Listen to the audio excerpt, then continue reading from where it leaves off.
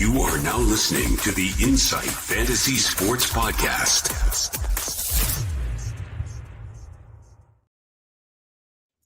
Welcome all and welcome into the Insight NFL Podcast. Final show of the week. A little bit of dog hair in my mouth. Week 16 primer. It's the second week of fantasy playoffs, the semifinals.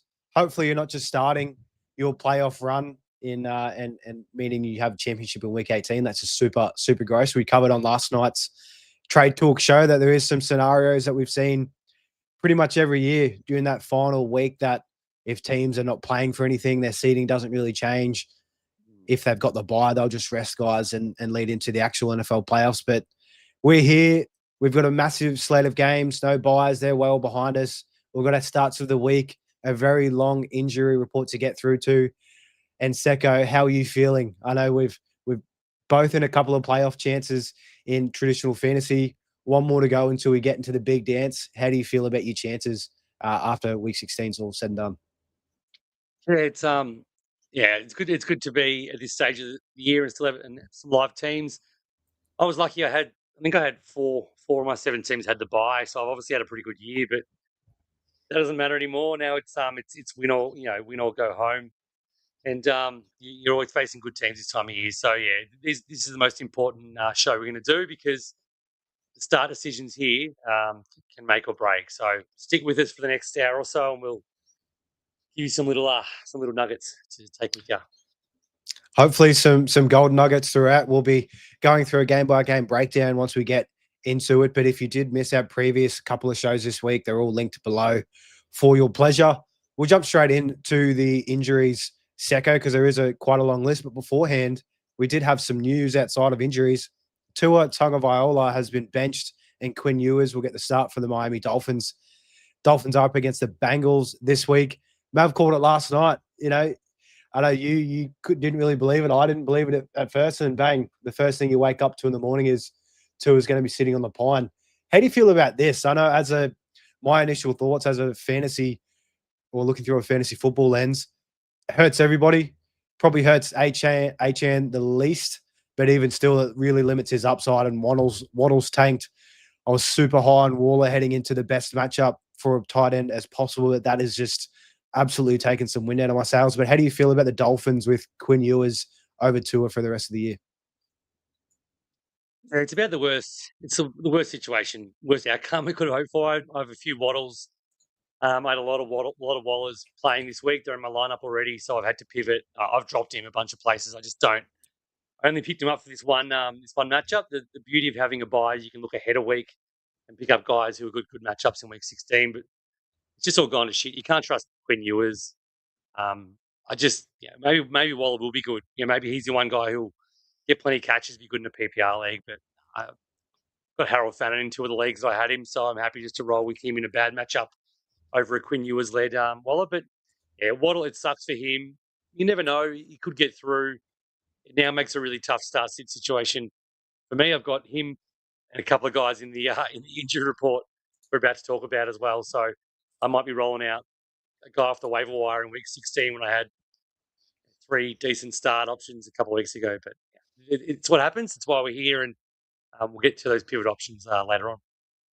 Hopefully you hit on some nice waiver wire options this week because so many injuries. This news coming into it's really thrown a massive spanner into the works. I know I've been picking up Audric Estime everywhere in hope of relief that he can do something. We'll roll into injuries because that's a nice little segue into Audric Estime for the Saints.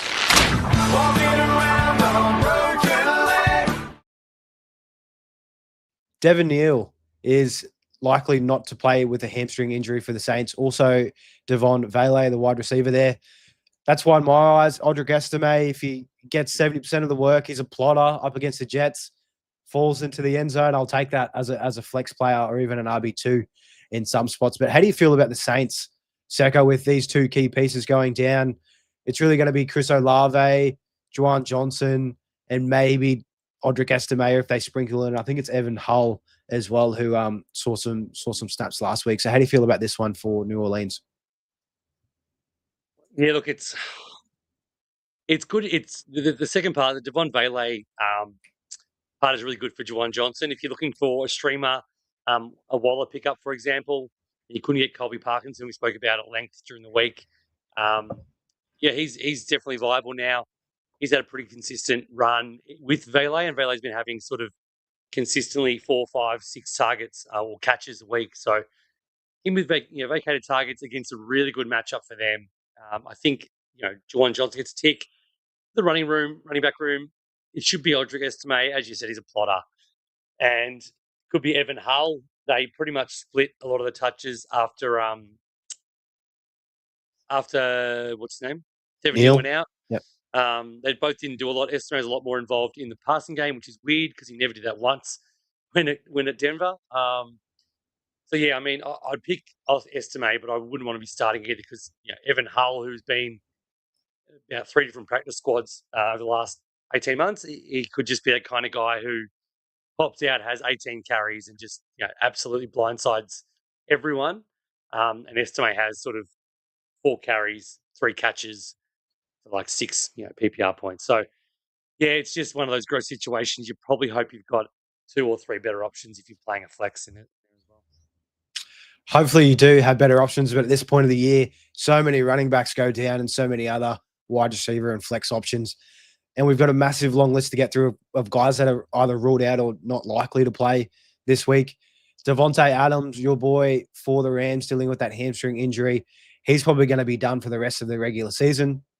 They could probably win this week's going to be tough, but then the next couple they could probably win out there and they can just kind of cruise in the playoffs. There's no point risking it.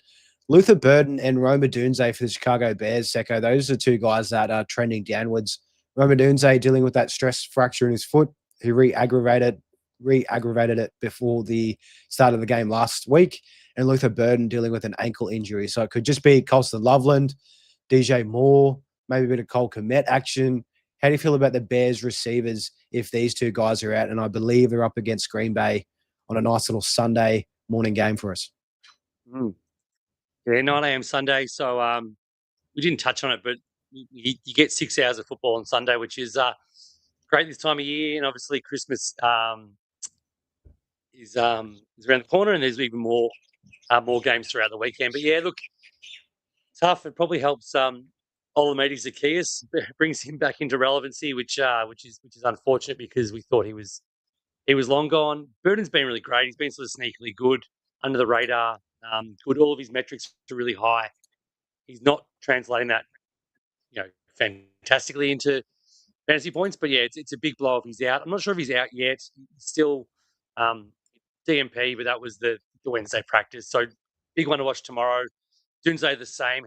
Haven't heard much, but he looks like he re-aggravated it on the weekend. So he's probably out. It's got to be DJ Moore getting a lot more. And if you held him somehow through 13 or 14 weeks of absolute agony, you're getting your reward at the time of the season. If you had kept DJ Moore and cut Devontae Adams, you've hit a big one if you've made it this far.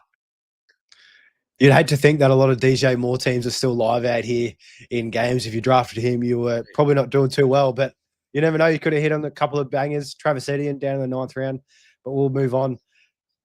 For the Cleveland Browns, Dylan Sampson, their rookie running back, and also David Njoku are looking not likely to play. Bashal Tootin as well, rookie running back for the Jags. Up against the Broncos this week, it's all going to be Travis Etienne, maybe a little bit LaQuinn Allen sprinkled in depending on how the game goes, but a big name that could miss this week on that defensive side of the ball for the Dallas Cowboys.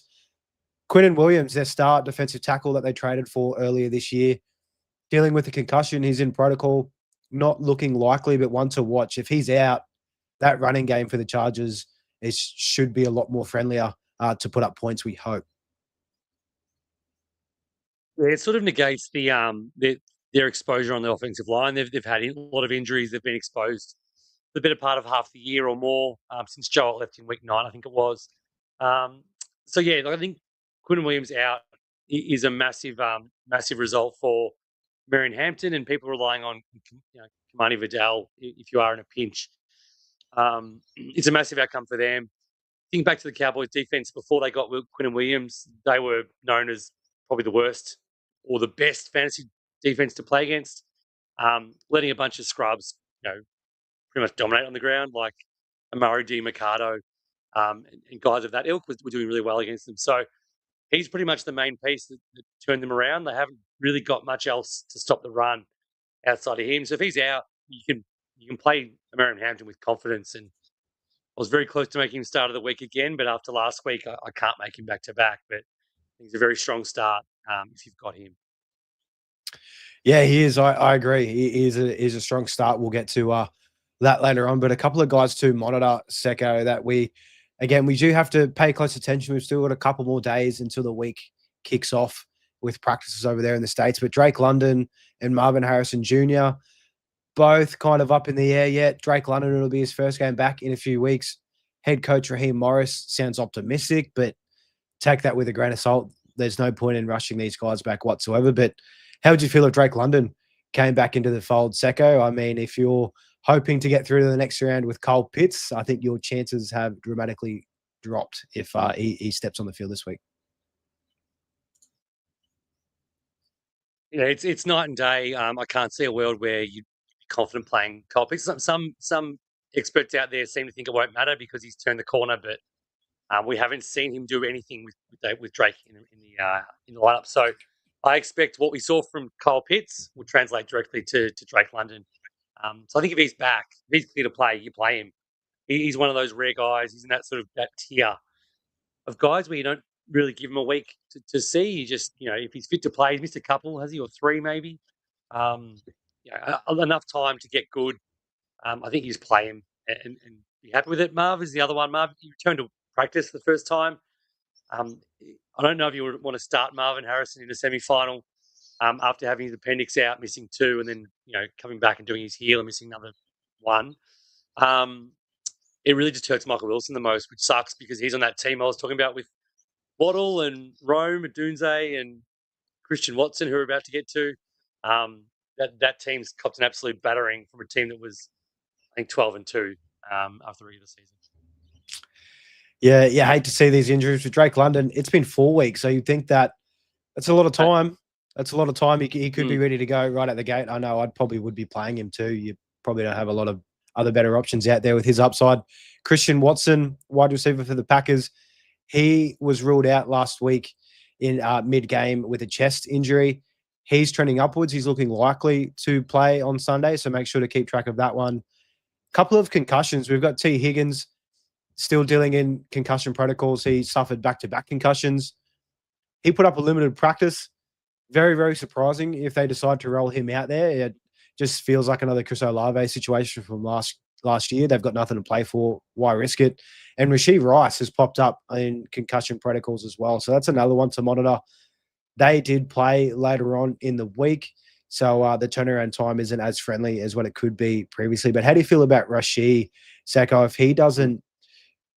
he doesn't make it to play in this game, I mean, do you like Xavier Worthy? Do you like Hollywood Brown? Do you like Kelsey? They've got the Titans this week, so I mean, it's a friendly matchup, but Gardner Minshew behind it, it's hard. It's a tough one. Yeah, there was already question marks coming through pretty thick and fast with Mahomes out. If Rice was going to be any good, and if he's out, I don't want to trust. Xavier Worthy's in Zay Flowers territory for me. So you know what that means. And then obviously Brown, Thornton, Juju, MVS back there yet, probably almost. I think he's at Pittsburgh actually. I saw him pop up for got a touchdown. A couple of routes there. Yeah. Yeah. But yeah, I just the Gardner thing. I know it's the Titans. The Gardner thing just makes it too hard to know who to trust. Someone will get theirs. If Rashee Rice is out, I think he plays. It was a late designation because they played on Monday night or played Sunday night, and he popped up I think on Monday or Tuesday. So we'll see. If he's no good, obviously you pivot, but hopefully you're pivoting or plan to pivot on the back of the Minshew news already. We'll see what happens there tomorrow, but primarily Saturday we'll know how he is and plenty of time to make changes. We also need to watch out for Tedero McMillan for the Carolina Panthers. Did not practice today, Wednesday, the first practice of the week with a foot and ankle injury. So one to monitor. You really hope he gets up for their divisional matchup up against the Bucs. That's going to be a great watch. Geno Smith Secko, can I interest you in starting him this week? He is healthy. He's in line to start up against the Houston Texans. So if I was Geno Smith, I think, you know what? My shoulder's still a little bit hurt. I think I'll wait this one out, come back next week. But is this better for Brock Bowers? I mean, Kenny Pickett, you can't really do much worse than that. But up against the Texans, I just don't really think it's going to matter. No, I can't see it mattering. There's 13.5 implied points. Is their implied point total? I think that's the lowest in a very, very long time. I've made it pretty clear I don't want to trust any Raiders. Geno Smith isn't some savior either. He was pretty putrid for most of the year as well, outside of one game that Bowers had. So yeah, just move on. Playing the toughest defense, they've made it clear they're unbelievably good against all offenses, especially the worst of the worst. Secko, how do you? I was going to say, would you start Brock Bowers or Colby Parkinson this week? Colby. Yeah, I think I'm there too. Touchdown upside. It says a lot, but one of them has touchdown upside, and it's pretty high touchdown upside. It's funny, we sort of glossed over Devontae Adams. He's not ruled out yet officially, which is mental, but we'll find out tomorrow. He's definitely not going to play. And if that's the case, I just think the touchdown upside, Colby Parkinson revenge game, don't forget, who's at Seattle for a few years there. I just think there's touchdown upside galore there with no Devontae, and I don't see it for Bowers. I see there being a very realistic world of the Raiders score 3 or less points in that game. So, yeah, if you play in PPR, maybe it's closer. It's probably not. It's still Colby. It's a tough one, but that wraps up our injuries so far before week 16. Make sure to stay in touch with socials just in case any of these players are ruled out before your matchups. Starts of the week. Pull over by this hot guy and let me out. I'll let you do the honors this week, Secko, as we dive into what could be the second most important starts of the week for us with the semifinals matchup. But who have you got for us at quarterback for week 16? Yeah, look, I want to bounce back after last week. I had Jackson Darty. He finished QB 10, but I want to get a little bit higher than that this week. Gone up the tree a little bit, but not too far. It's Brock Purdy. Brock Purdy's my man. He's been a lot better. I think he was your start of the week last week. Was he? He had a good I believe so, yeah. day Up out. against, I believe he Titans. was. Yep. Yeah, I think he had a top sort of 3 or 4 finish there. I think he's going to do the same. Colts have been sort of last week they were really good. It was, but Sam Darnold just has those games where he goes full game manager. I think Brock is going to do a little bit more in Indy indoors and just get off the chain a little bit there. Colts are missing their 2 best quarterbacks as well, so I think just easy throws will be there. Jawan Pierce, if he's his first good game since he was injured. He looks like he's training to play again, even though he picked up another couple of injuries. He'll be back. CMC Kittle, it's the full complement is there. I think Brock's just going to have a day out, and the Colts giving up 285 yards per game since their bye. They're just giving it up pretty easily. It's just sort of some average quarterbacks as well. In that average, I just think it's going to be a very easy day for the 49ers, and I think Brock will do a lot of damage through the air.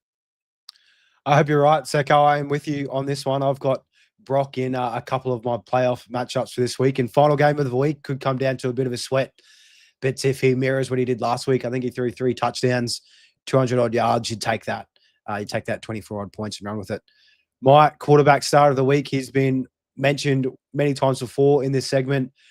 He just keeps producing. He's in a very good spot. Jared Goff of the Detroit Lions up against the Steelers. The Lions are coming off a loss to your Rams. We know what Dan Campbell does to these boys off a loss. He absolutely fires them up. Back at home, in a dome, in a massive point total this week against a very, very weak secondary. That is the Pittsburgh Steelers. Steelers are currently ranked 26th in fantasy points allowed to the quarterbacks. We saw what Tua Tagovailoa did to those guys last week. A lot of it was in garbage time, but still threw for 250 and 2. I think Goff could have 303. They can't match Amon-Ra. They can't match Jamison Williams. Jahmyr Gibbs is probably going to get a touchdown through the air. He's penciled in for 3 this week after having nothing last week. So going along with it, there's going to be plenty of points scored, and I think the Lions absolutely put it to the Steelers this week, and it'll be done by the hands of Jared Goff. Yeah, I love Jared Goff. I've got him in a league that I need to win. It's my main league. So I'm hoping you're right. Pretty confident as well, but you never know. But back at Ford Field after last week, I think they'll be on a winner. My running back start of the week is Aaron Jones. Now, not the sexiest name. A bit of a gross kind of gross player these days in a pretty gross team. But I just think against this matchup, it's too good to pass up. New York's the second most points allowed to opposing running backs. They especially like to give it up to pass catching running backs. Jones had another 3 catches last week. But he had 70 combined yards. That was in a game where they sort of threw it a lot. It was probably J.J. McCarthy's best game for a very long time. Before that, he had 14 for 76 rushing. He's had receiving touchdowns. He's a pretty steady. I think he's a pretty steady low end RB2 this week, and he's the kind of guy who can just sort of get points in multiple ways. In a PPR league, he's a very strong start of the week. Giants give up at least 11 PPR points to virtually every running back they play. 9 different running backs in the last 7 games have had 11 plus PPR points. So I think Aaron Jones is a virtual lock for that this week. It's a great one. It's going to be a great game to watch. I'm hoping Justin Jefferson can do something in this game, but I could very well see Jones having more receiving yards than Jefferson, but he'll be able to get it done against this defense for sure in New York. My running back start of the week, and I believe you had him last week, Marion Hampton. I'm running the dice again for us both up against the Dallas Cowboys. A lot of this is coming down to this Quinnen Williams injury. I think it's going to open up things massively for the Chargers in a dome as well. The Cowboys are allowing they're 26th best in fantasy points allowed to opposing running backs. Absolutely walk all over them. Herbert is still dealing with that hand injury. We've seen his limitations over the last couple of weeks. They're just going to run the ball a whole heap. Hampton only saw 36% of the snaps in his second game back from injury, but already had 16 opportunities. Another week removed from that injury, he's just going to keep growing and growing. I think he hits over 50% snaps this week, 20-odd opportunities. And with Hampton, he's got some juice. It'll only take one, and he could take one to the house up against the Cowboys. So I think Vidal takes a big step back this week, and Hampton really cements himself as the better runner now that he's another week clear of that injury. I hope you're right. Your starts of the week is shaping up as my my home league team. I've got Jared Goff and Marion Hampton starting this week. Obviously in a very, very important semi-final. So, mate, you're on a winner. Hopefully you keep that going through. My wide receiver start of the week, Cortland Sutton, another very unsexy name to go with. The reason why, Bo Nix had probably his best game as a passer last week against Green Bay. Showed they keep winning. They keep doing what they need to do to win games. And I think Peyton's starting to trust a little bit more in Bo Nix and what he does. 10 targets, 7 catches, 113 and a touchdown last week. Franklin still had a good game, which is fine, but the last 3 or 4 weeks, Sutton's back to that guy that that Nix trusts, guy that he throws the ball to. Sort of his first 3 target share is through the roof the last 3 weeks. Touchdowns in 2 of those. I just think this is the kind of week when the matchup seems a bit harder than what it probably is against the Jags. They're good against the run, so RJ Harvey probably has to get done through the air too. But the Jaguars are allowing the number 1 wide receiver on the other team at least 16.9 PPR points in 3 of the last 4 games. It's they're rounding, they're doing well. They're stopping some teams, but they're not stopping the main receiver from having a day. So I think Sutton with Bo Nix, full of confidence and playing for that number 1 seed, is going to be a monster. Fingers crossed he is if you've got him, because he's the kind of guy who needs a big game. He hasn't really had that real big monster yet. I'm expecting a sort of potential 2 touchdown. I'm not saying to put any harder on it, but a couple of touchdown kind of game is definitely in the cards. I think we could be mirroring each other this week, Secko. I do have Cortland Sutton in my home league, my dynasty, and I'm in major need of a boom week from him. So hopefully down the stretch, that's going to be a great game to watch. Battle of the top 2 AFC teams currently at the moment. Very, very keen for that one. Another one I am keen for, again, I'm kind of stacking my quarterback and wide receiver, but from the other side of the ball. DK Metcalf up against the Lions is my wide receiver start of the week. The Lions secondary is just super banged up. We've just saw Puka absolutely carve those guys up last week. I know Puka's on a different level, but the way I see this game going, the Lions are going to get out to an early lead. Rodgers might have to throw the ball 40 times, and DK, his target share is finally getting up to a place where we like it. I mean, that touchdown last week against the Dolphins or a couple of days ago, just give it to him 20 meters out or 20 yards out. He just put like 4 guys down like they're little kids and just rolled straight over the end zone. So I think he can have a big one. His biggest game so far on the year, I believe, is about that 21-point mark in half PPR. I think he hits that this week or even does better. This could be his best game in the highest implied points total of the week. The Lions are currently 31st in fantasy points allowed to wide receivers too. So the matchup lines up well. All really depends on if Aaron Rodgers can get the ball out to DK in this spot.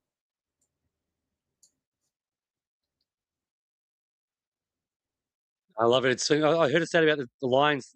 They've currently no high scoring offense in NFL history has ever missed the playoffs. So if the Lions lose this to Seattle at home, they're staring down the barrel of missing.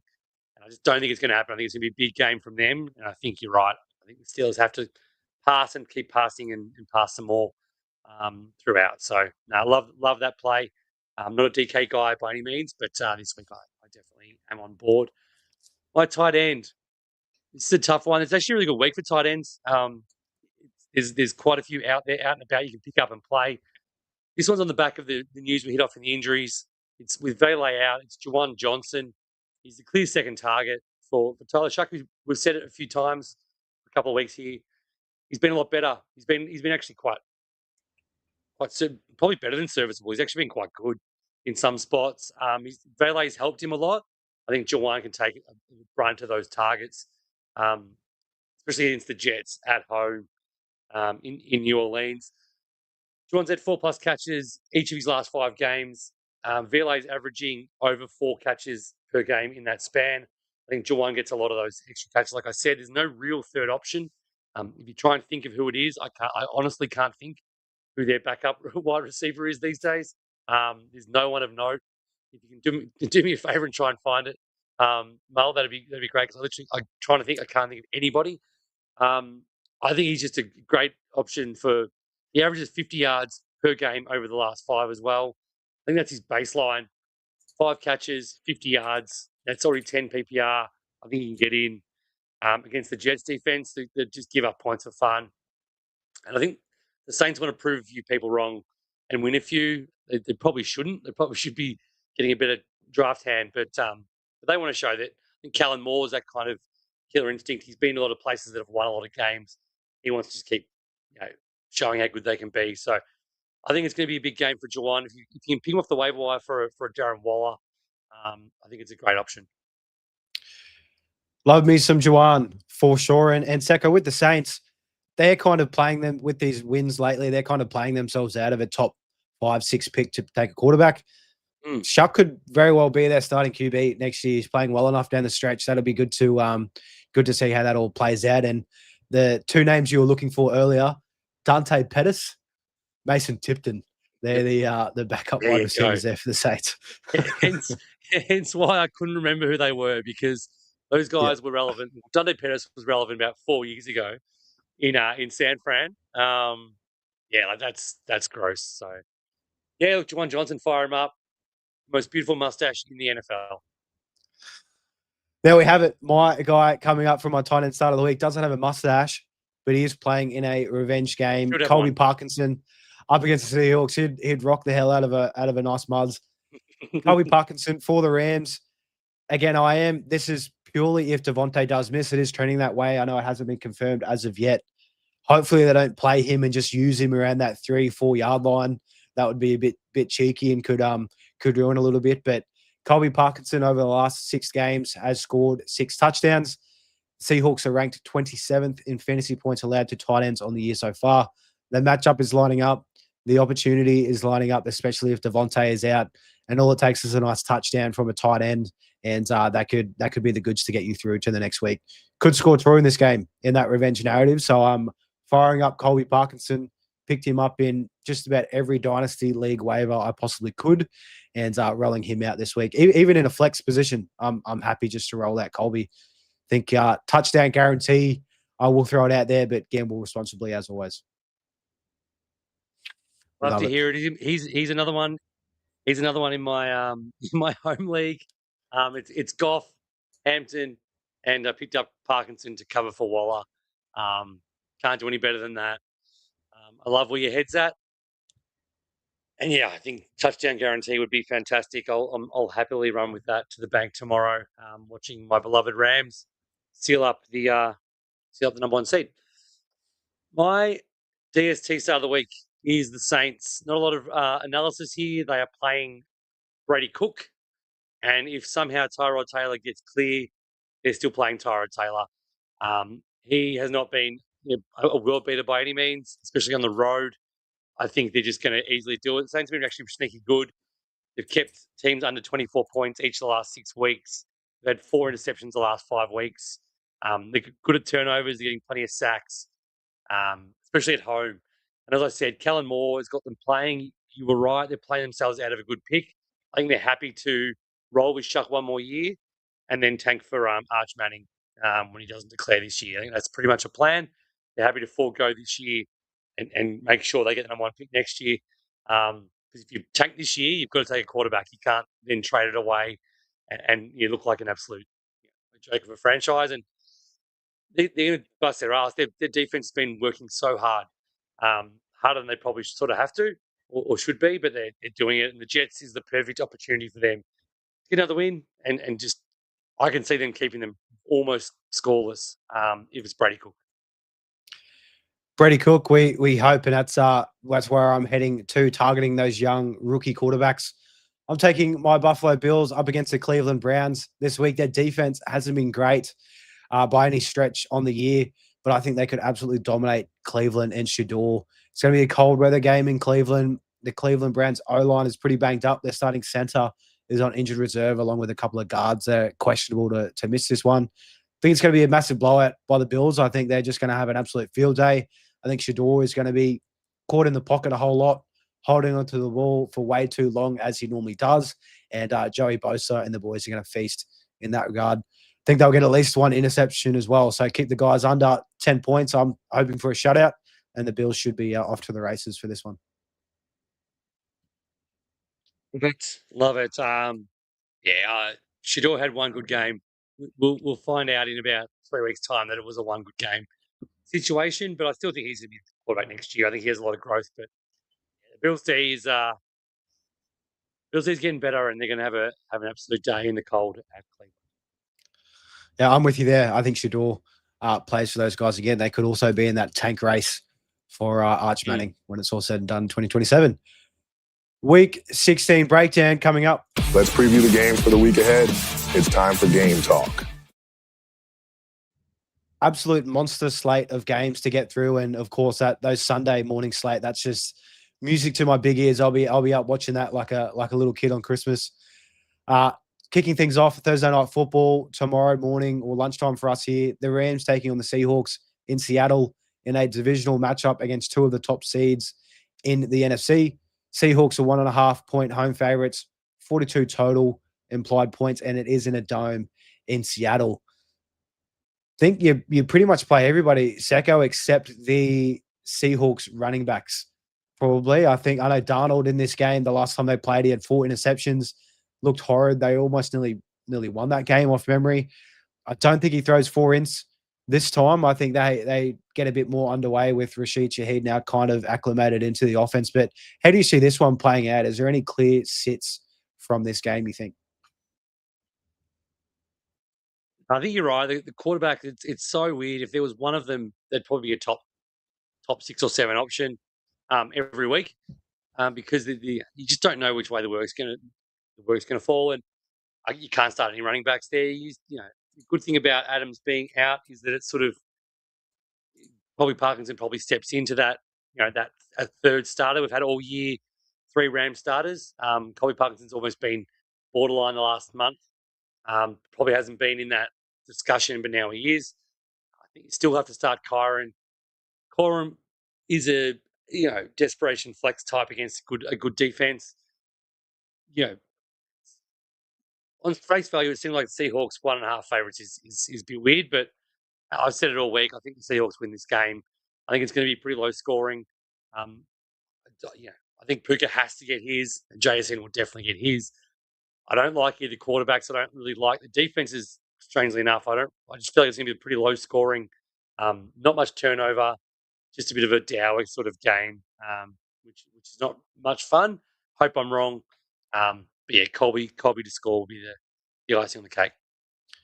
Could be a disappointing one for fantasy production, but overall, as an NFL game, it's going to be a great watch to kick things off in week 16. Looking forward to that one tomorrow. Moving on to the Sunday morning slate here. The Eagles taking on the Commanders in a divisional matchup in Washington. The Eagles are just under a touchdown favorite, 44.5 total points here. Really feels like a Saquon game. Just let's not give the ball to Hurts. Let's just let Saquon run it a million times. Tank Bigsby will probably get his at the back end because they're absolutely smashing them by the point. No Jalen Carter. By the looks, he's probably 50-50-ish kind of returning, probably return next week. You'd think there's no point rushing him back. So if he's back, it could make things a little bit more interesting. But I think the Eagles, as bad as their offense has looked these last probably month or two, they should still walk away with the win up against Marcus Mariota and the boys there. So how do you feel about this one, Secko? Probably starting off with the Eagles wide receivers. Do you think they can perform, or do you think it might be a Barkley and Go-Dirt game, for instance? Yeah, I'm with you. I feel like it's going to be one of those games. Commanders are just they're pretty easy to beat both ways, but they've been a little bit more plucky against the pass. They've been beaten by the run considerably more of late. And I just think that it's hard to know which one. It's probably going to be one of them again. You don't know which one. Yeah, I think it just tees up perfectly to be a Saquon game. He historically absolutely slaughters the Commanders with all his time at the Giants. I think he had back-to-back 2 touchdown games in 2023. He also dominated him last year in division. I think it might have been last year, actually. Then also with him at the Giants, he always had big games against the Commanders as well. Just I think he just circles it on the calendar. Wants to have a big one, wants to have a fill-up. I think the 6.5 head start is money for jam if you're going that way. I just think it's going to be a beatdown. Eagles have to start showing that they're a genuine contender because they're currently looking a little bit less than that, a lot less than that. Probably fortunately been gifted the division by 3 pretty poor teams, to be fair. Saquon last year in week 11 against Washington, 146 yards on the ground for 2 scores, 50 yards through the air. Week 16 against Washington, 150 yards on the ground and 2 touchdowns. So, I mean, if history repeats itself, a nice little safe bet looking at that might be 100 rushing yards in one. I think his line is about that high 70s. Definitely something I'll be taking a little dabble on, but of course, gamble responsibly. On the Commanders side, Secko, how do you feel about this one in general? It might be Bill Krosky-Merritt with the backfield to himself. I know Chris Rodriguez did miss last week, and just checking on how he's going. Oh, he got a full practice in, so it's probably going to be a bit of a split. Be back, yeah. Can you play any of these guys? Like, can you really play anybody on the Commander side? Probably not. If Bill didn't do what he did last week, you'd probably be not confident, but you put Rodriguez in just purely because he's been one of the most efficient runners and he was getting a lot of opportunity. But now Bill's done that. It's the Eagles. The combination of those things together makes it really tough. And it's not really something you want to be sort of digging too far into. It could be a 3-way split with McNichols still. It's still Mariota. He gets some on the ground as well.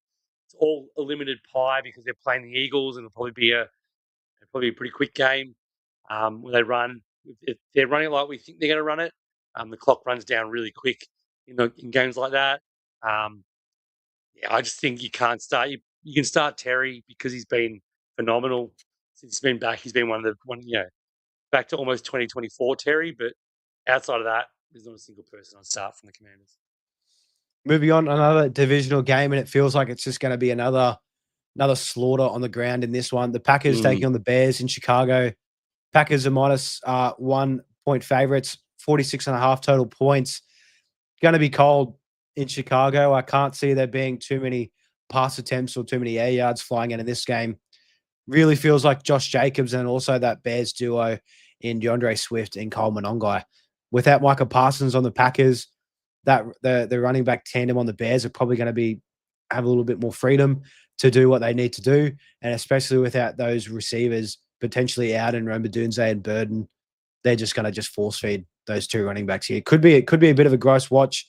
Hopefully, we get a heap of points for fantasy scoring. That's everything that we love for. I pray for a big Josh Jacobs game. I have him just about everywhere, even in SuperCoach. But how do you feel about this one, Secko? Yeah, you're right. It's minus degrees Celsius over there on Saturday night their time. It's pretty high over under though. 46.5 in that kind of weather, with pretty much a pick 'em. It makes me think that it might be sneakily better through the air. Jordan Love's done it a couple of times in not great weather games. Found a way that game he had a couple of weeks ago, maybe we had 4 touchdowns. That was in a bit of a snow game. Well, it wasn't a snow game, but it was snow falling at times, and he's very accustomed to that now. So probably the best team to go into Chicago and try and compete is Green Bay, like for like this time of year. Again, you got Caleb Williams as well on that side, so it could be one of those really interesting games. It's probably a good one to be watching it. It's late morning, early afternoon on a Sunday, because I wouldn't be surprised if it all becomes this bonanza where everyone gets theirs. I think running backs, Josh Jacobs is going to be a big one. Regardless, he looks fully fit now. He said that he's been carrying some stuff, and I think he got limited practice. That's all I asked him. He said, I just want to get out there, and I'm always going to play. I'm feeling better than I have felt, things like that. So they'll be good. The Bears guys will be good. Receivers are the tough one because there's so many on both sides. Usually, if Burden gets up, that's the case. If not, it's pretty easy. It's probably Moore, and then Watson and Reed, and probably no tight ends. Loveland, obviously, if Burden's out. If he's not, it just gets a bit muddied in that Bears passing game. We could probably move on there into the Monday morning slate. We do have the Bills taking on the Browns. Bills are massive 10-point favorites. It's a low 42 total points. Not a lot to talk about on this one, Secko. I mean, for the Browns side of the ball, Judkins, I think, is in play. He's had a couple of poor weeks, but the Bills terrible against the run lately in what's going to be a cold game. Harold Fannin Jr., the tight end there for the Browns, has just been seeing massive amounts of volume. So he's probably a nice little steady start as well. Can't trust anybody else outside of there on the Browns. And for the Bills, I mean, Josh Allen, you're starting him no matter what. James Cook has been an absolute heater. Not too sure how I feel about Kincaid in this game. He's still dealing with a little bit of an injury, limited practices this week. Hopefully you have better options. I'd probably look to start Juwan Johnson and even Colby Parkinson over him, especially in playoffs. You don't really want to run that risk, and the Browns have been pretty good against that tight end position. But, I mean, besides that, Secko, is there really anybody else that you'd be looking to start in this game? No, it's funny. Judkins has been poor, to say the least. He gets a great matchup against the Bills, one of the best against running backs to have. So it could easily be a get-right game there. I think the ball's going to be on the ground a bit more. So you're right. I think he's a really strong start. Same thing with Fannin in reverse, though. He's been amazing. He's number one in tight end target share in the last 5 weeks, more than McBride, more than Pitts, even with his with what he's been doing the last sort of month. But the Bills are the worst possible offense or defense against tight ends. So it's sort of like players that you normally wouldn't start and would start, you sort of are tempted to go the other way for. The Browns are really, really tough on who to start. There's obviously no receivers. You want to start Fannin. I think I would start Parkinson over Fannin. I think Juwan Johnson's very close. But I'd obviously start Fannin over your Kelseys, your Kincaids, and guys of that ilk. But it's tough there. And the Bill side has just been all the same all year. It's start the two, and then anyone else is literally a dart throw. It's probably Shakir is the only ever startable one, but be prepared to walk out of your semi-final with 3.4 PPR points from Khalil Shakir in your wide receiver 2 slot. Definitely do not run or roll the dice on any of the Bills receivers in this game. There's plenty of other options out there this week that are going to be much more stable for your do or die playoff matchups. Bengals and the Dolphins, the next game that we have coming up in Miami, nice and warm. Bengals -4.5.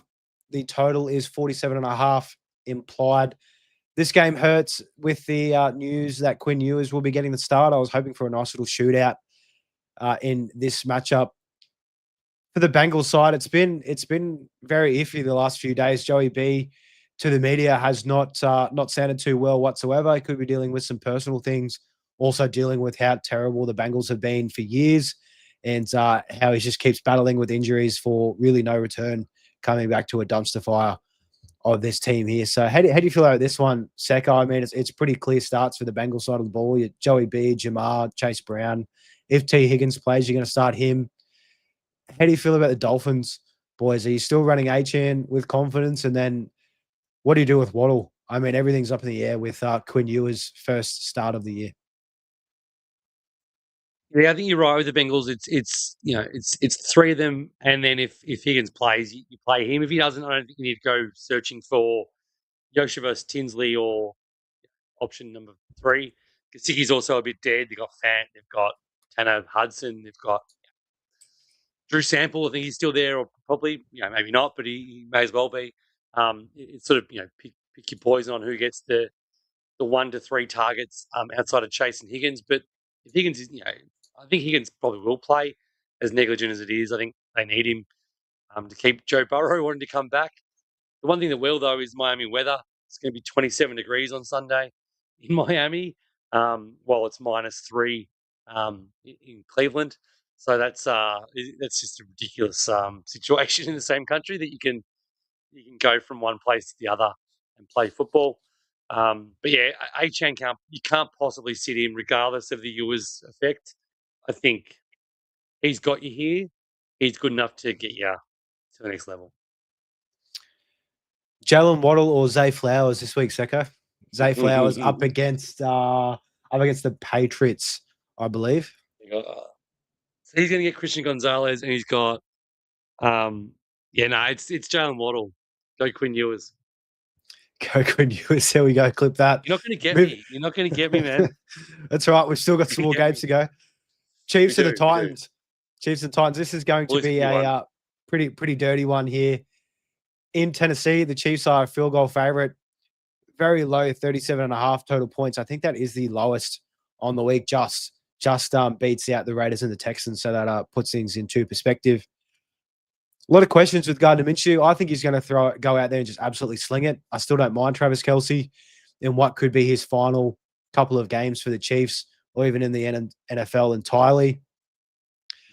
Xavier Worthy, Hollywood Brown, I would not be looking to start either of those guys. The running backs, really, really hard to trust. It'd really only be Kelce or Rashee Rice, or even Minshew. If you're caught in a pinch, he might throw for a couple of touchdowns. That's just the kind of gunslinger he is. But on the other side of the ball, Secko, how do you feel about the Chiefs' defense? Do you think they show up in this one? Because they really haven't played meaningless football since Mahomes has joined the team. They've always been in the playoffs since he's been the starter there. So, yeah, it's going to be a questionable one, and that low 37.5 total points does not give me much confidence. I really think that the defense will. I think that they're the kind of club. I expect they're the kind of club that will rally behind this sort of adversity. And I think it starts with the defense, starts with Chris Jones. It starts with their key players in the secondary as well. This is the kind of game where I can just see it being 14-10. Either way, probably Chiefs will win. Not much will happen. Maybe even 13-10. Like, field goals will get them there. It'll be pretty disgusting. Minshew might have 320 yards, but he'll probably have a touchdown and 3 picks. It's that kind of game. Throws it 45 times. Running backs are irrelevant. If Rashee Rice is out, I suppose you can play Kelce. I've already named about 5 guys I'd play ahead of him. It's not including McBride and Kittle. So take that with that what you will. Other than that, if Rice is there, you play him. If he's not there, I just can't think who it would be. It won't be Worthy. it might be Marquise Brown, but brave man in the semi-final, or lady in the semi-final, to be trusting Hollywood Brown to get you there. And if he does it on your bench, then it's okay. It'll probably be somebody gross like Juju Smith-Schuster. I could just see him coming out and having a day if Rashid Rice isn't there. That's just the way that it's going on for the Chiefs at the moment. But that's really it there for the Chiefs and the Titans game. We can move on to a very, very exciting game. The Chargers taking the Cowboys in Dallas. Cowboys are home favorites, just 2 points there. 49.5 total is the second biggest of the week in a dome. I believe this one, no, it's not in prime time. It's in the early slate here, but really hope the Chargers can get out to an early lead in this game and just CD Lamb and Dak can just wheel and deal on the back end. For the Cowboys, Secko, Javonte Williams has been dealing with a couple little niggling injuries. How do you feel about him in this game here? I'll quickly check up his status. I know we didn't have it in our injury report. Limited in practice with that neck. Yeah. So he only played 29% of the snaps last week, did have 90 yards and a score. So definitely is performing, but it could just be Malik Davis at the end of the day if he does miss this game. Yeah, so Javonte started the game really well last week. He had probably 60 of those and the score before he got injured.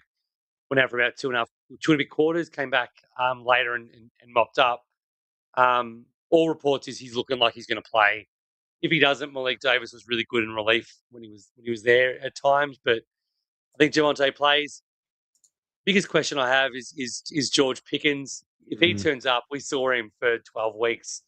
How amazing he was with and without Lamb. It didn't really matter. Jake Ferguson was the one who got hurt the most by Lamb being back. But Pickens has been great. I would love nothing more than to see George Pickens have one of the, dial it back a month and have one of those monster games and just show that he can play football when his head switched on. But it's definitely a massive question mark. Yeah, a couple of down weeks, 8.7 against Detroit and what should have been a smash, and 6.3 against Minnesota. That's a full PPR too, so even less in a half scoring format. For the Chargers, Merritt Hampton, my start of the week. Throw him out there with confidence. Not too sure how I feel about Justin Herbert. I know it is an absolute smash matchup. There's going to be plenty of points going around, but the last couple of weeks they've really just been trying to run the ball and not really get him into a position to be hit. With that being said, maybe Ladd McConkey has a good game in this one, in those short area of the field, intermediate areas can get the ball out quick for Herbert. But yeah, it's going to be a good one to watch. Anyhow, with this one, Secko, and hopefully we have some good fantasy production. I know Quentin Johnston has been dealing with some injuries, so we might see a little bit of Trey Harris. Keenan Allen has some incentives to hit in the final 3 weeks of the year, so who knows? They could go absolutely ballistic, and Herbert could throw for 300. It wouldn't surprise me at all. Yeah, 100%. 100%. It's been a bit that way all year. It's who do you trust and who do you know that's going to, who do you think is going to step up the most? And it's been potluck most weeks. I think if Johnston's out, Gadsden becomes relevant again. If he's not, he's not. But even then, Cowboys have been better, but Williams is out. Potentially, it's very much up in the air with what's going to happen there. But I think the biggest thing is your start of the week is probably the best play of all, and just roll with Hampton if you've got him. Moving on to the Vikings taking the Giants in New York. Vikings are a field goal favorite. 43.5 implied total points here. For the Vikings, Aaron Jones, your start of the week. You can start him. I think you could even, as gross as it is, JJ McCarthy has been putting up fantasy points the last couple of weeks. If you are caught in a pinch, I wouldn't push back on that whatsoever. But Justin Jefferson, he is the question. He was my start of the week last week in what was meant to be a smash spot up against the Cowboys. Did absolutely nothing. I know this week I'm relying on him in 2 leagues in the do or die playoffs, but I'm just rolling with it. Head coach Kevin O'Connell has come out saying that the Vikings year, it's all done and dusted. They've got nothing to play for, but they do want to get Justin Jefferson his 1,000 yard mark for the season, and he's about 170 off. So could only take one game for him to get that. He's that kind of a player, but I have a feeling it might take all 3, but hopefully a lot of it comes out of this game here against the Giants. How do you feel about this one, Secko?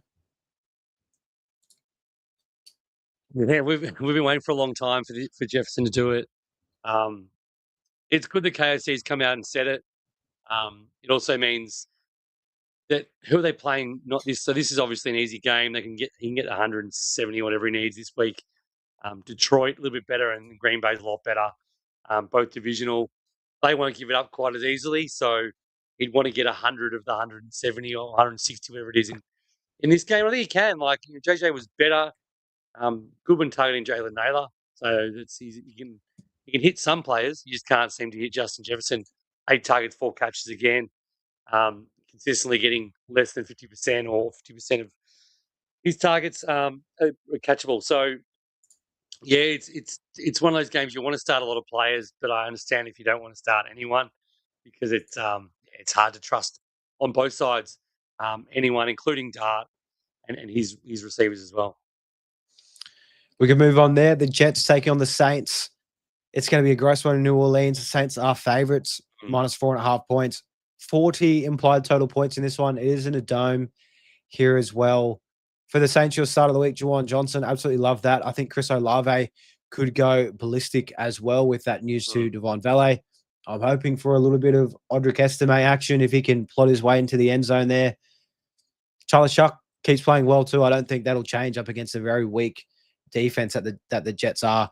On the other side of the ball, Secko, with Brady Cook under center by the looks of it, any interest in any of the wide receivers? AD Mitchell's probably been the most consistent the last few weeks, but I mean, I don't even know if I want to play Breece Hall, let alone the receivers. That's where I'm kind of at with the Jets. So how do you feel? No, I really don't want to. I honestly think this is a shutout alert. The wheels have fallen off completely. Breece Hall's been very poor. He's no longer getting checkdowns. Brady Cook's shown that he's unable to really run an offense. I wouldn't start Mitchell. I wouldn't start Mason Taylor if he plays. I wouldn't even bother with anyone, even Breece Hall, as you said. So I think it's an avoid all. Saints you can start up probably the 2 of them, and then Estime if you're in a pinch is there. But pretty tight game. It's probably not going to be one that's going to be on a lot of red zone, in my opinion, unless the Saints doing a lot of pick sixing. Let's hope. And in a divisional matchup for that division where the Saints are, the Bucs taking on the Panthers in Carolina. The Bucs are a field goal favorite, 45.5 total implied points. This is going to be a great watch. I'm sure this will be on red zone a ton. Both defenses haven't been performing too well. Kind of goes for the offenses as well. I mean, for the Bucs, we could start there. Baker has not been who he has been at the start of the year. These last 4 weeks, he's been pretty dismal. But he's got his boy back in Mike Evans. Mike Evans historically goes pretty well against the Panthers last year in the final week. So very, very same timeline. Carolina in week 13, he had 8 for 118 in a score. In week 17 in the championship, 8 for 97 and 2 touchdowns. I'm not predicting that, but that's his ceiling. He could have a couple touchdowns in this game. A lot on the line for these guys. This really settles who's going to win the division. If I know they play each other twice, I think over the next 3 weeks, but getting this game here out front, it's going to be massive for the Bucs. Secko, very, very easy start in Bucky Irving coming off a down week. We love him to bounce back. Mike Evans, Emeka Egbuka. I'd be happy to start out there and hope Baker can kind of find his feet. Even Chris Godwin, if you caught an absolute pinch, can't say with too much confidence. But how do you feel about the Bucs on this side of this one? I was actually looking into the Bucs quite a bit earlier this week just to try and get an idea. I've got Egbuka a lot of places. I wanted to see if I wanted to start him or not. And long answer short, I don't want to start Egbuka at all. What scares me the most is with Mike Evans back, he was only on the field for I think 55% of the snaps. When he was on the field, Egbuka only got 11% of the targets. He ran 44% of them out of the slot, which probably isn't high enough to really maximize him.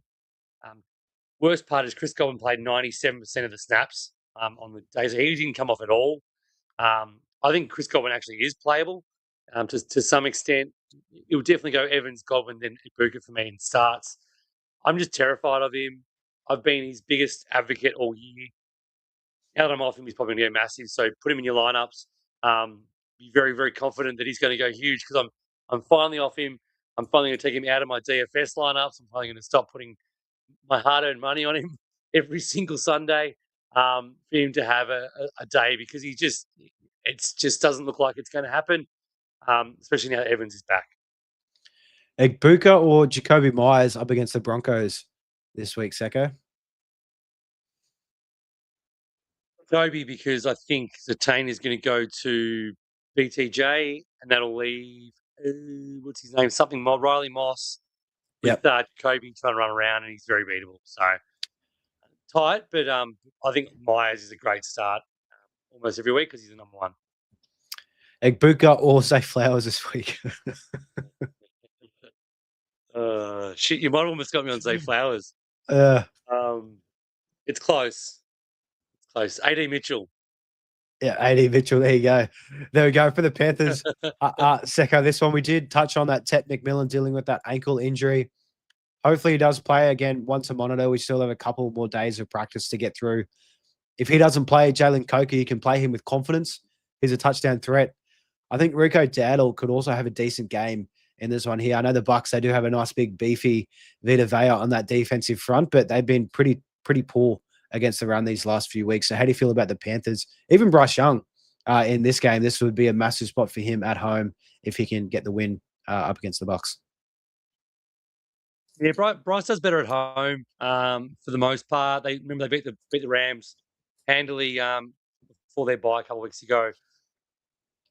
I think this is a Dowdle game. He wrestled back the ascendancy from Chuba in snaps and touches last week. I feel like this is the kind of game again. The Bucks is the kind of team you need a bit more brute force to get through them, and Rico can do that. So I'd start Dowdle with a bit of confidence. Chuba not so much. He'd be a bit of a dart throw for me in this matchup. And then if McMillan's out, Coker. If McMillan's in, it's probably neither. Hard to trust McMillan these days. His floor is about as low as anyone of the top sort of 40 receivers at the moment. And he was saved by a touchdown. I think it must have been last week.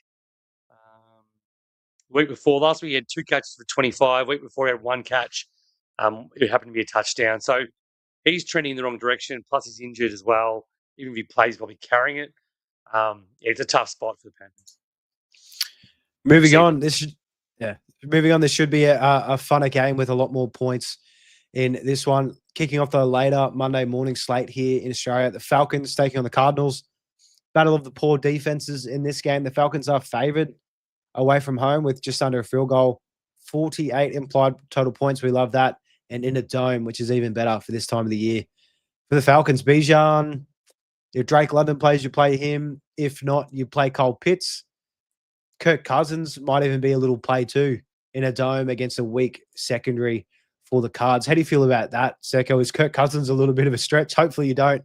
You're not caught in that situation, but hey, you could do a lot worse. I'd rather play Kirk over Shedeur Sanders this week if I had to. Yeah, that's a good point. There is a lot of super flex leagues these days. Not like it was in 2010 when that was wasn't even a concept. Yeah, look, he wouldn't be my 32nd quarterback. He wouldn't be much higher than my 26th though. So hopefully you can look elsewhere for Kirk Cousins because the day that you trust Kirk Cousins, what is he, 36, is the day that you walk away very upset and you're next Monday you're not watching football at all because you're no longer there. So yeah, I think you're right. Bijan is set up for a massive game. London, if he's in, if he's out, Pitts, not vice versa, and that's pretty much it for the Falcons in its entirety. And for the Cardinals, Secko, Trey McBride, no doubt. And again, Michael Wilson, if Marvin Harrison does play, are you going to start Michael Wilson or are you just going to sit them both if Marvin Harrison plays? Yeah. I hate it because it's that same team. I think I mentioned it a few times.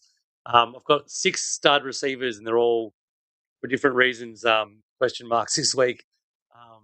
If Harrison's there, I think in this matchup you can do it. The Falcons should be able to score enough to make the Cardinals keep having to throw. It's 48 points. Brissett does love him. Harrison's going to be hampered if he plays. So you can start Wilson in either situation. Obviously, you want Harrison out. He's a top 8 receiver for me in this matchup at home against the Falcons traveling across country. But yeah, that's pretty much it. It's almost similar to the Pitts situation where you want to find another option if Harrison plays. The good thing is about the Cardinals receivers, Jacoby throws for minimum 40 attempts. And this game, I don't think that's going to be any different. Should be plenty of points going around, plenty of fantasy production. Jags and the Broncos kicking off the next game for us here. The battle of the top 2 AFC teams in Denver. Denver are a field goal favorite, 47 total points. Both good defenses on either side of the ball. I hope this isn't a little defensive struggle. Hopefully, these guys can put up some points for us here. But Broncos are super tough. I know BTJ for the Jags. I wouldn't be looking to start him. He'll probably get the Sertan treatment. He's one of the best corners in the league. You know who I'm talking about. Travis Etienne, even in a tough matchup, I think the backfield pretty much to himself. What's to say he can't run in a score or two? I mean, I know it is tough, but there's just that workhorse volume. The Jags are going to be up. Jags are going to be up in that field position plenty of times in this game.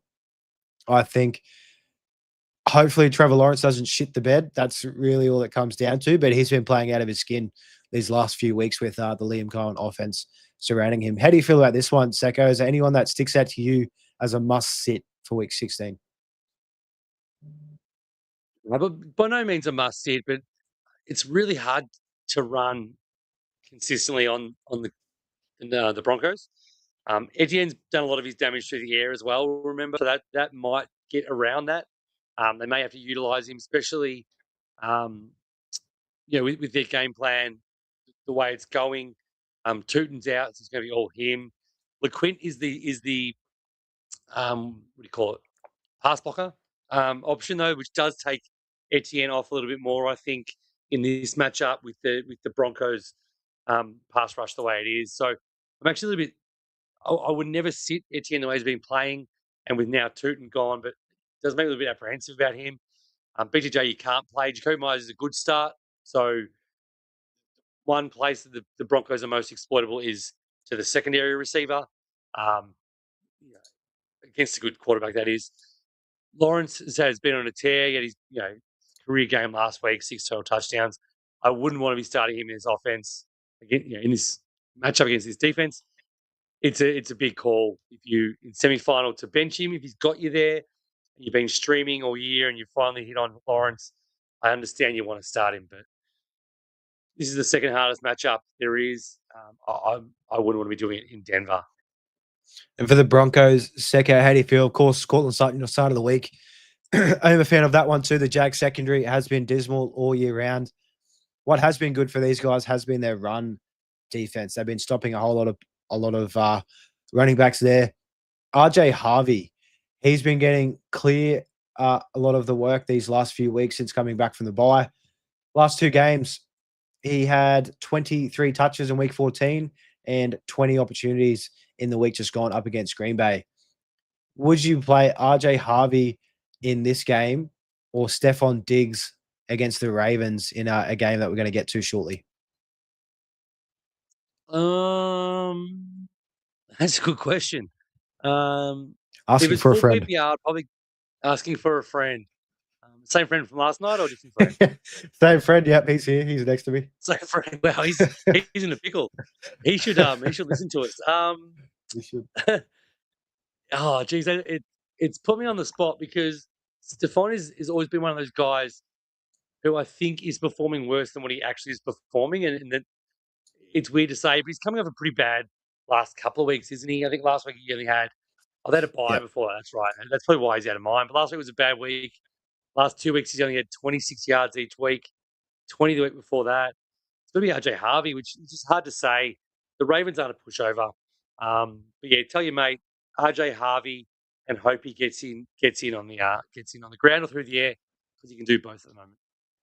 Let's hope he just changed his lineup just then after that. So let's see if we're off to the races. Got him. A game that we will absolutely blitz through. The Raiders taking on the Texans in Houston. Houston, a massive 2-touchdown favorites, 14 points, 38 implied point total here. So what's that work out to be? 14 implied total points for the Raiders. They're Yeah, projecting. 14. Very wishful thinking. Even if Geno comes back up against this Texans defense at home. I mean, I only want to look to play Texans players in this game. Nico Collins has been on a tear. CJ Stroud's been playing better. Even Dalton Schultz, I'd still rather play Parkinson or Juwan over him, but he's still tried and true. How do you feel about the running backs for the Texans, Secko? I'll just check up with Woody Marks. I know he was dealing with some injuries. He is a non-participant in Wednesday practice, one to monitor with that ankle injury. We saw Jawar Jordan step in last week. He had played 42% of the snaps, 15 carries for 100 yards, and 2 receptions for 17 against the Cardinals. Of course, I take that with a grain of salt, but the Raiders aren't much better than the Cardinals, if at all. So if it is Jawar Jordan getting the start, I'll probably be looking to play him in a couple of flex spots. I think you could do a lot worse. 2 touchdown favorites. They're going to probably absolutely dominate, see plenty of the ball, and just run this clock out, let the defense do their thing. How do you see this one playing out, Secko, especially that running back position if Woody Marks doesn't get the nod? Yeah, if Woody's out, it's there. Remember I said about 6 weeks ago that semi-final week would be won by Jawar Jordan and Audric Estime. Remember I said that was going to happen, and here we are. 2 of the best running backs in the league coming through when it matters. I don't know. I'd probably start Jawar over Estime, but only because there's Evan Hull there and there's no one else behind Jawar. But yeah, it's hard in semi-final week. You said it right. The guys you said to start, the Texans are starts. Hopefully Woody Marks plays. He's a great start. Bench absolutely every Raiders player, and I'm happy to call it there. Yeah, we'll move on. But before I do, it looks like Nick Chubb is limited at practice. So wait and see if he does play. I wouldn't be starting Jawar Jordan. But if both those guys miss, I give it the green light to roll that in a plus matchup. Steelers and the Lions, the biggest total that we have for the week. The Lions are a touchdown favorite at home. Coming off a loss, 52 implied total points. They are just giving us the goods year in, year out, these last couple. In a dome, we love that. I mean, for the Lions, Jimmy Gibbs off a down week, you start him. Jared Goff, my start of the week. Both the receivers and Jamo and Amon-Ra, no doubt. David Montgomery is probably the only question. And also on the Steelers side of the ball, Jaylen Warren. Secko, how do you feel about these two? We saw Jaylen Warren this week against the Dolphins. Ceded a lot of touches to Kenneth Gainwell. Still had plenty. Did not look like the better back whatsoever. Gainwell had like 7 catches, which I really needed Warren to do stuff in that game for me. But that's why I was watching it like a hawk. But how do you feel about those two if you had to compare between David Montgomery or Jaylen Warren in this matchup? Well, there's a couple of little context news bits on that. Dan Campbell was asked about why David Montgomery is not getting more work like he was last year, the year before. He said he's a great pro. They trust him when they need him to. Blah blah blah. Sort of things that pointed towards him not necessarily getting much more work. So I expect him to be in a similar sort of frame to what he's been the last month or so. Jaylen Warren, context probably as he put on last week. He was ill. It was a game time decision. He almost didn't play. And in his press conference after the game, he looked like he's about to pass out. I think that's why he didn't play well, first of all, and play as many snaps as he normally would. I think in this matchup, it gets back to that line share for Warren. But I do love Gainwell. I would definitely start Warren over Montgomery if I had both of them. Just because he gets more of the first run and he's more impactful. Having said that, Monty probably scores because he likes to just pop up for those scores when you don't expect him to. Funny, I'll read one quick thing about Jimmy Gibbs. So Lions have been favored at home. Favored and the over-under more than 48 points 6 times this year. In those games, Jimmy Gibbs is averaging 34 PPR fantasy points. When they're favored and a high over-under, this is the kind of game where he might not get 3 touchdowns again, but bloody hell, he might get 3 again. It's been like that. I think it's been like that the last 6 times. It's been 3-0, 3-0, 3-0. It's on the cards, and if it does, it's gonna hurt golf owners. Hopefully, a couple of those are through the air. But yeah, I think you just start up all lines, go nuts. Jameer Gibbs, come on down. I've got him. I was just counting out. I've got him in 4 playoff matchups this week, and that would just be Perfect. absolute scenes if he can drop 30. For the Steelers, Secko, we can run through it quickly. With the Jalen Warren news with that illness, you might look to start him in this matchup. You were saying should see some receptions in the backfield if they are from behind. I don't mind Aaron Rodgers, as gross as it sounds, and also DK Metcalf, but that's pretty much the end of the list at this point, we think. So we can move on there. Kicking off prime time Monday for us here, Sunday Night Football over in the States. The Pats taking on the Ravens in a massive AFC game. The Ravens are favored at home in Baltimore by a field goal. 48 total implied points here. The Ravens defense, they looked pretty good last week. Yeah, I know, Secko. They're Ravens being favored. Very, very surprising. Just by So, 3. yeah, exactly. It's very That's wrong. disrespectful. Very disrespectful to Dad. Check it up. I had to double look at that. So, Wow. how do you feel about this one? The Ravens defense has been getting better. Lamar is still looking a little bit like there's still something going on there. The Pats, their defense has been pretty solid all year, but when they do allow teams in the red zone, I think they're like 31st in red zone defense, and a lot of that is going through the air. So Lamar, you could pencil him in for a couple of passing touchdowns, we hope. It's tough to look at the tight ends after in a smash matchup last week against the Bengals. They did absolutely nothing. Let's not forget Lamar only threw the ball 12 times in that game here. So hopefully more pass attempts in this game for Lamar. The Pats are susceptible to that tight end position. They've been a pretty great matchup in that regard. Would you start both of them, or would you definitely try and just look elsewhere and not even try and risk it after both of them put up pretty lackluster performances last week? Yeah, it's hard. I mean, 48 points over under is great. I still can't believe the Ravens are favourite in this game. I suppose they think their season's on the line; they have to win. Vegas is pretty sharp, so maybe just back the Ravens to win. Anyway, um, Ravens are pretty easy. Just don't think they have many startable players. Like Henry, obviously are. Lamar, you're definitely going to start. May you're going to start. Like these guys are not easy to bench. But it's just it's one of those sort of situations in Baltimore at the moment where you obviously can't start Zay Flowers if you ask me. Obviously, some people will happily start him every week and be disappointed 3 out of 4 weeks. And then the tight ends are just a little bit gross as well. So this is a tough matchup. It's going to be a better game to watch probably than a fantasy spectacle or pinning your hopes on some late heroics. Bit tough one, but I'm pumped to see what happens in this game. How do you feel about the Pats, Secko? I know I didn't mention Stephon Diggs in this one earlier tonight.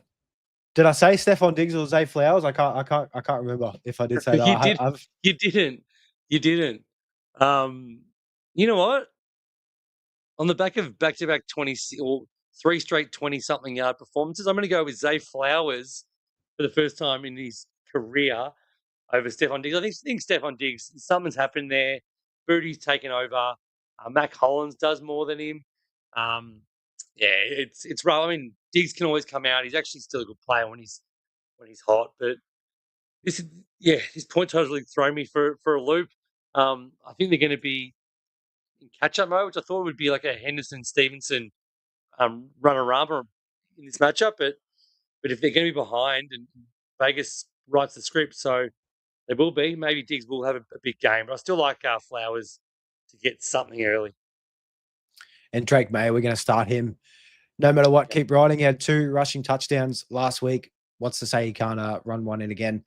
Our final game of week 16 to go over, Secko. Monday Night Football, Tuesday lunch for us here. The 49ers taking on the Colts in Indy. 49ers are just under a touchdown favorite. Total is just under 47, which we love. And even better, it's in a dome in Indianapolis. For the Colts, probably easier to start off with. Jonathan Taylor, this is going to be his most friendliest matchup in probably the last 4 weeks. Expect him to go ham with Phillip Rivers there. How do you feel about the receivers in this game? We know we really did not see anything whatsoever with old man Phillip Rivers, but he was out. Was he out in the cold? No, he wasn't Seahawks, so he was away from home. But maybe back in Indy, he might perform a little bit better. But it still just looks like it's going to be screen game, short area of the field, dump offs to JT. We hope, and not a lot more to trust outside of these receivers. We're hoping that Tyler Warren perhaps was gonna feast last week, but he just didn't really get much done for us in that front. So how do you feel about the Colts pass catches in this game? Yeah, it's so hard to know. I think the only thing you can sort of hang your hat on or hopes on is that Philip Rivers came in midweek. Um, Anytime new quarterbacks come in limited practice that aren't called Joe Flacco, they usually struggle. He's a freak.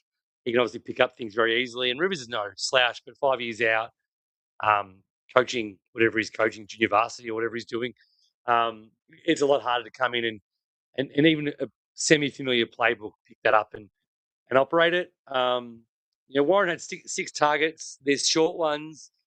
He catches, he only had 3 catches. If he has, 2 or 3 more catches, he probably has 50 yards and 6 catches.